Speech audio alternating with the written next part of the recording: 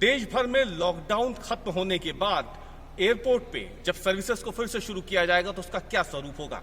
खासतौर से ऐसे समय में जब देश में कोरोना के मामले भी लगातार बढ़ रहे हैं और इससे होने वाली मौतें भी। ऐसे में यदि लॉकडाउन के बाद फ्लाइट्स ऑपरेशन शुरू होंगे तो खास ध्यान रखना होगा, खास सावधानियां बरतनी होगी और इसी को देखते हुए एयरपोर्ट्स पे तैयारियां भी की जा रही है। हम इस वक्त मौजूद हैं मध्य प्रदेश की राजधानी भोपाल के राजा भोज एयरपोर्ट के भीतर। यहाँ पर ये एयरपोर्ट क्योंकि बीते 2 महीने से लगभग बंद है और अब जब लॉकडाउन के बाद एयरपोर्ट में सर्विसेज फिर से शुरू होंगी तो उसके लिए तैयारियां की जा रही है। खास बात यह है कि अगर आप भोपाल एयरपोर्ट पे आएंगे तो एयरपोर्ट के अंदर दाखिल होने से लेके फ्लाइट में बैठने तक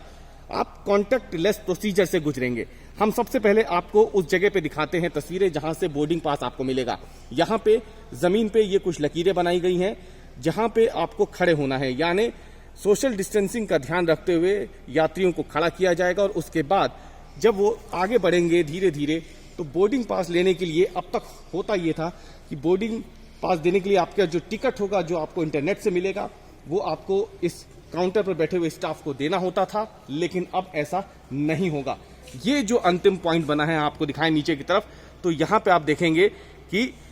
लोगों के खड़े होने के लिए एक जगह बना दी गई है। यहाँ पे आपको खड़े होना और यहीं से आपको ऊपर अगर आप देखें तो काउंटर पे बैठे हुए जो शख्स हैं वहां पे एक विंडशील्ड लगा दी गई है। इस विंडशील्ड पे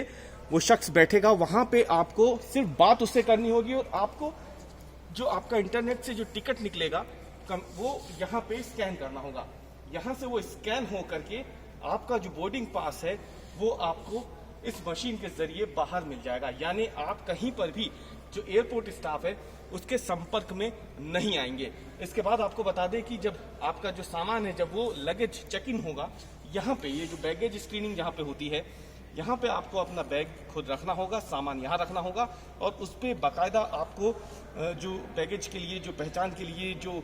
पर्चियां दी जाती है वो खुद चिपकानी होगी। एयरपोर्ट का स्टाफ नहीं बल्कि वो आपको खुद लगानी होगी। यहाँ से आपका बैगेज जो है वो आगे फ्लाइट्स की तरफ चला जाएगा। दूसरी तरफ अगर हम आपको दिखाते हैं कि क्या तैयारियां खासतौर से सोशल डिस्टेंसिंग को ध्यान में रखते की गई है, तो वो सामने जो आप तस्वीर देख रहे हैं ये वो हिस्सा है एयरपोर्ट का जहां पे लोग बैठ सकेंगे और यहाँ पे जब वो आएंगे तो उनके बीच में भी दूरी बरकरार रहे, सोशल डिस्टेंसिंग बनी रहे, उसके लिए भी यहाँ पे कुर्सियों के बीच में इस तरीके से रिबन लगा दिया गया है कि वहां पे कोई दूसरा शख्स बैठ ना सके। ये तस्वीरें आप वेटिंग लाउंज की देख सकते हैं। एयरपोर्ट का ये वो वेटिंग लाउंज है जहां पे लोग बैठते हैं। अब तक होता ये था कि अगर ये 3 सीटें हैं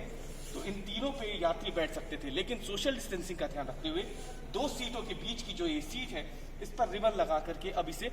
बंद कर दिया गया है। तो जब तक ये बीमारी खत्म नहीं हो जाती है, सावधानी जिस तरीके से बरतनी है उसको ध्यान में रखते हुए, सोशल डिस्टेंसिंग का ध्यान रखते हुए तैयारियां एयरपोर्ट्स पे की जा रही है और माना जा रहा है कि जब फ्लाइट्स ऑपरेशन शुरू होंगे इस एयरपोर्ट से तो उसके बाद जो तमाम यात्री पहुंचेंगे वो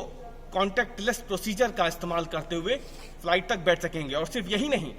ये भी इस अंदर की व्यवस्था जो है, क्योंकि ये वो हिस्सा है जहां तक मीडिया को एंट्री फिलहाल आज दी गई है, इसके आगे का जो हिस्सा है जहां पे वो फ्लाइट में बैठेंगे यात्री, आपको बता दें कि जब तक एक यात्री अपनी सीट पे जाकर बैठ नहीं जाएगा तब तक दूसरे यात्री को